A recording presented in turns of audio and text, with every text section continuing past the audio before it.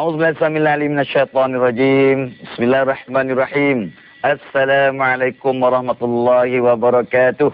Apa khabar adik-adik, anak-anak, tuan-tuan, puan-puan?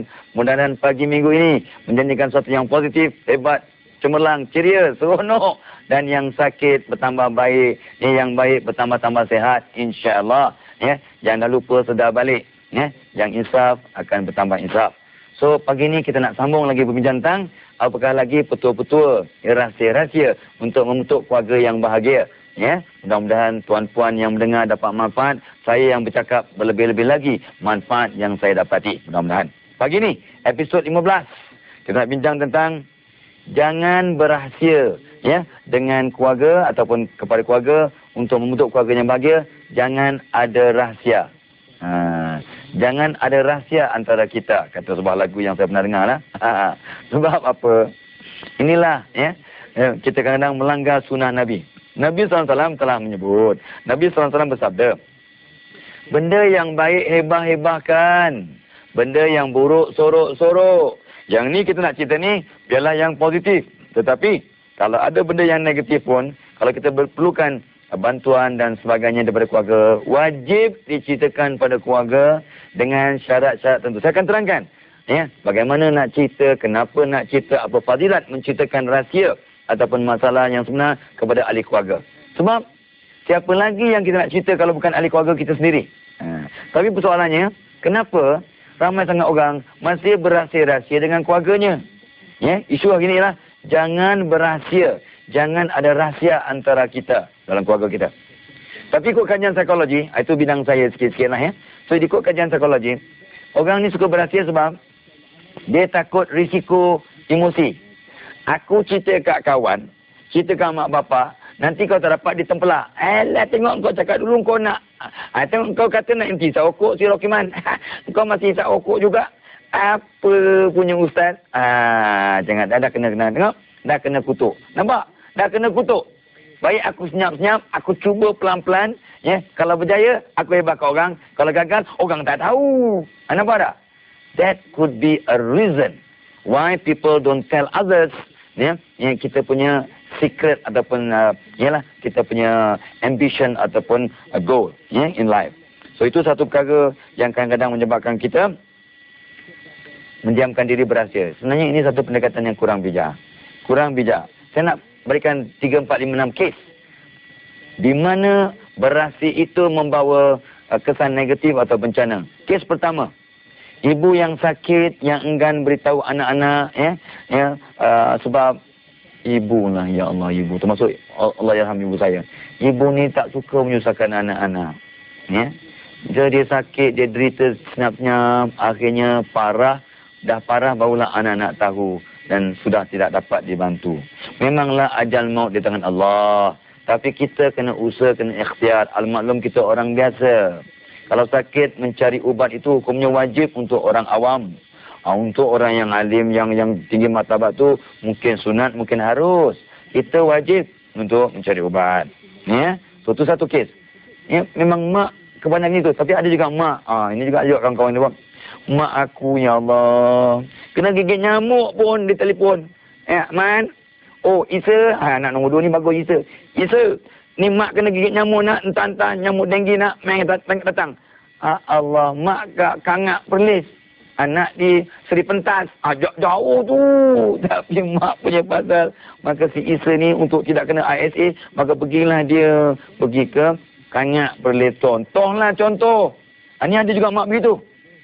Ada mak yang bukan ya, ikut kajian ya. Ada mak yang sengaja sakit. Memanglah simptom sakit memang jelas. Tapi dia sengaja sakit. Why? Dia nak semua anak-anaknya pulang. Ya, bila anaknya yang 11 orang datang ya, mak terus sehat. Anak-anak balik sakit semula. Ada pernah berlaku? Yes. Ini dia. Ini kes yang lain lah. Itu satu. Kes kedua ialah, ini macam satu kisah benar yang saya tonton kat TV3. Kisah benar ya, sebulan yang lepas. Tentang kisah seorang isteri yang enggan ceritakan tentang masalah dirinya, sakitnya, dia bebannya kepada suami. Kenapa dia tak cerita? Dia cerita ditemplak dia suami. Alah, you biasalah, ni up unit. Orang lain pun kerja juga, tapi dia boleh masak, boleh jaga anak, sibuk nak ambil bantu rumah pasal apa? Dimarahnya dia suami. maka ya isteri tu pun lama-lama dia tak tergamak dah. Boring dia, malah dia nak ceritakan tentang rahsianya, masalahnya pada suami sebab suami tak nak mendengar. Akhirnya di akhir episod tu isteri sakit, ya, dia keguguran, ya, barulah suami menyesal sesal-sesalnya. Sesal dulu pendapatan, sesal kemudian tak ada gunanya. Ini semua ni kisah benar. So ada masanya kita kena ceritakan, ya, pada orang lain, suami atau isteri, dan suami isteri kalau boleh bila orang cerita tu kita dengarlah dengan penuh kasih sayang. Itu kes nombor 2, ya, betapa merahsiakan sesuatu membawa bencana. Kes ketiga, anak yang ingin kurangkan berat badan. Ini semua kes-kes benar, ya. Anak yang cuba kuruskan badan dia tapi tak nak ceritakan mak bapak, takut nanti ditemplak. So dia dah banyak kali cuba dah. Dengan pil-pilnya, dengan urutnya, dengan sapu minyaknya, dengan krimnya. Tak juga kurus badan, maka dia pun cuba berdiet. Akhirnya sakit tenan sebab dia berdiet dengan cara yang salah. Sebab tak pesan, tak nak cerita pada mak bapak yang sebenarnya boleh nasihat dan boleh membantu, boleh menyokong, boleh menolongnya. Kes kedua. Serius. Ya, kes ketiga tu. Kes keempat. Ya, ada masalah anak ni, anak perempuan lah. Dia nak cari pasangan. Tapi dia malu nak cakap mak bapak, ya. Mak bapak pun kadang tak apa-apa peka. Maka anak ini dah agak lanjut usia, masih belum dapat pasangan. Maka dia jumpa bomoh. Akhirnya dia terpedaya dia bomoh. Jadi memang suruh gol bomoh. Nampak tak? Sebab dia tak nak cerita kat mak bapak yang dia nak cari pasangan. Yang mak bapak sebenarnya boleh bantu, boleh doakan dan sebagainya. Ya, kes keempat. Kes kelima, anak yang ada masalah dengan tunang. Yang amat serius, yang tak ngam. Tapi sebab takut nak kecilkan hati mak bapak, mereka teruskan pertunangan sampai berumah tangga. Mereka dua-dua sengsara. Sebab tak nak cerita. Ada rahsia dengan keluarga. So jangan ke mana-mana. Saya ada lagi kes-kes lain yang akan saya ceritakan. Dan bagaimana kita nak mengatasi masalah ini. Jangan ke mana-mana, kita bincang sebelah ini, insya-Allah.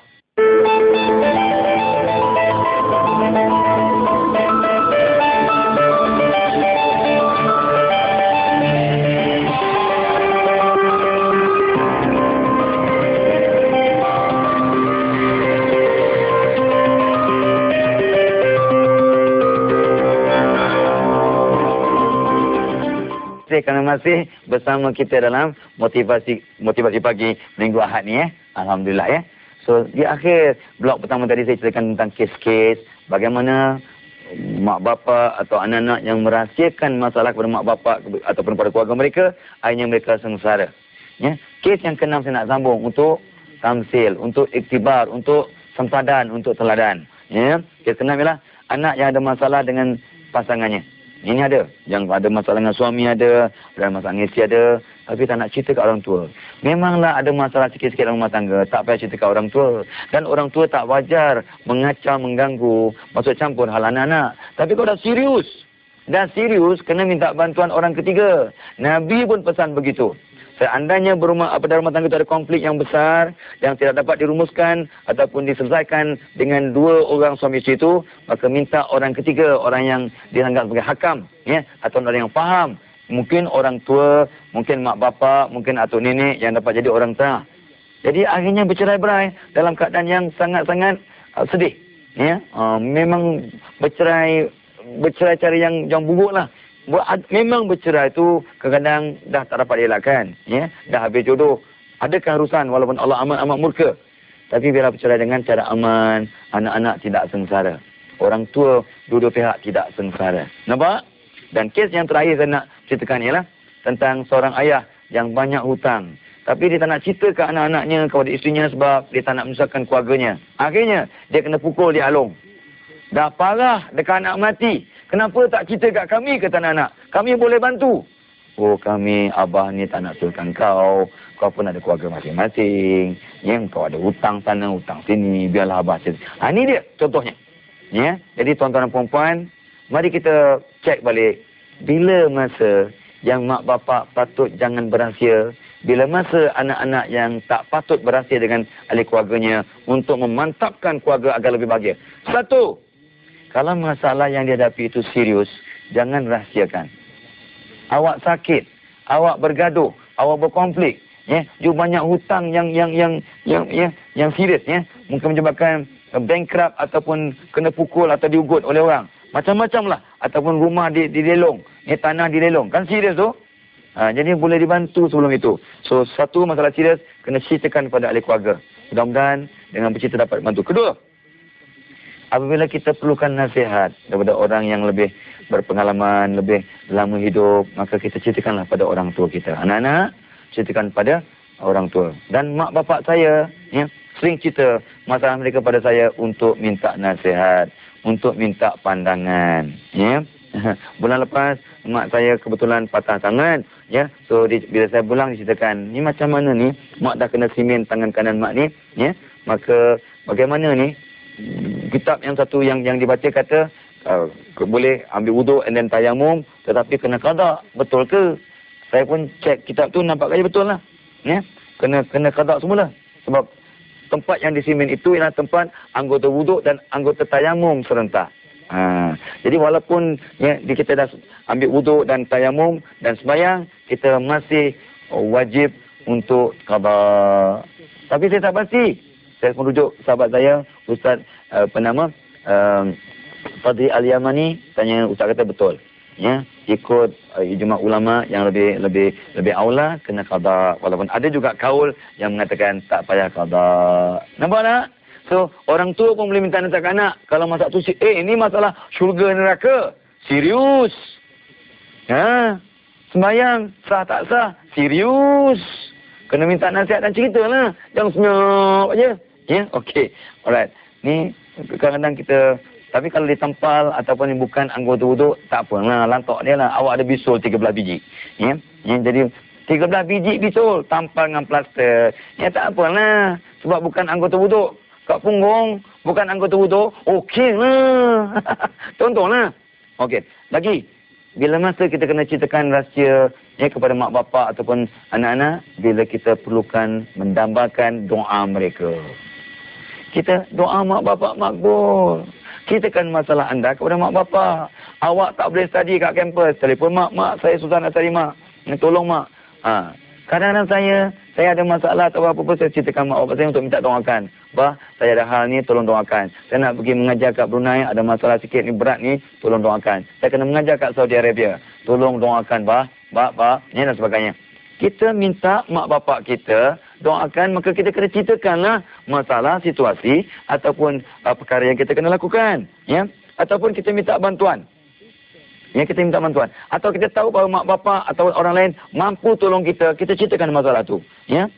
Kita kena ceritakan masalah kita pada mereka, rahsia kita pada mereka untuk dapat sokongan moral. Ya? Dapat sokongan moral. Kadang kita sekadar perlukan telinga untuk mendengar. Bila kita dapat ceritakan masalah kita, rahsia kita pada orang yang boleh dipercayai, maka lega kita, terlerai masalah kita, atau kurang bebanan emosi. The psychological baggage is removed, or partially removed when you tell your secret to your loved ones. Yang faham, alhamdulillah. Yang tak faham, tak mengapa. Saya pun bukannya tahu sangat. Okey. Dan satu lagi, apa nama kata orang tu, situasi di mana kita patut cerita pada orang lain ialah bila kita untuk mencari kawan, untuk memecahkan kesunyian dan sebagainya. Sebab maaf, ada orang yang terlampau sunyi boleh jadi gila. Ada orang yang terlampau sunyi sangat murung. Ada orang yang terlampau sunyi bunuh diri. Ada yang terlampau sunyi sangat murtad. Ini kes-kes yang saya pernah jumpa, tuan-puan. Jadi tolong jangan peremehkan situasi ini. Very, very serious. Ya, jangan kata alah seorang aja murtad, tak apa. Seorang pun amat penting. Tolong dengari mereka. Jangan berahsia sampai murtad, sampai bunuh diri atau sampai mencuba untuk bunuh diri. Pada saya ini tidak wajar. So ini dia situasi di mana kita patut ceritakan. Dan lepas ni kita rehat sebentar. Lepas ni kita akan cerita pula apa fadilat atau kebaikan bercerita rahsia pada orang tersayang. Jangan ke mana-mana. Jumpa lagi selepas ini, insya-Allah.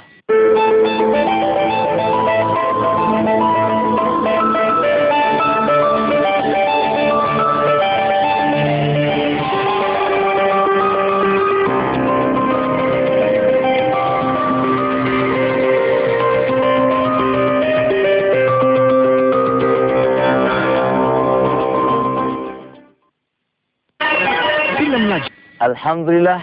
Terima kasih kerana masih bersama Dan kita masih bincangkan tentang jangan ada rahsia antara ahli keluarga untuk mengeratkan keluarga.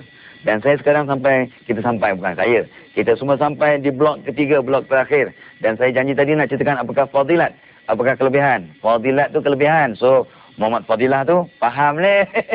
Maksudnya, bukan sombong, saja gurau-gurau pagi-pagi Ahad ni kan. So, ikut kajian. Ni anak-anak, tuan-puan yang saya mulakan. Ikut kajian, ya. Bila mak bapak dan ahli keluarga, ya, anak-anak tu tidak berahsia dengan ahli keluarganya, ya. Didapati bahawa ini kajian yang jalankan di negara maju, ya. Orang yang bercerita pada keluarga tentang niat atau hasratnya, ya, rahsia yang diceritakan pada keluarganya, ia akan mencapai kejayaan 22% lebih kemungkinan untuk berjaya berbanding orang yang berahsia tentang niat atau hasrat mereka. Hasrat nak buka bisnes, hasrat nak belajar, hasrat nak berdiet, hasrat nak kuruskan badan, hasrat untuk mencari pasangan, ya.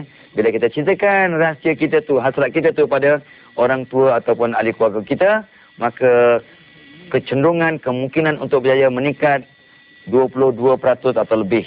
Nampak tak? Besar tu. Jadi itu fadilat yang pertama. Mudah-mudahan dengan asbab kita berkongsi rahsia dan maklumat, maka kita akan lebih mencapai kejayaan. Kedua, bila kita bercerita tu, fadilat yang kedua ialah keluarga kita yang saya sebut awal tadi bertambah erat, bertambah mesra, bertambah akrab, ya. Makin banyak bercerita, makin banyak suasana yang lebih positif.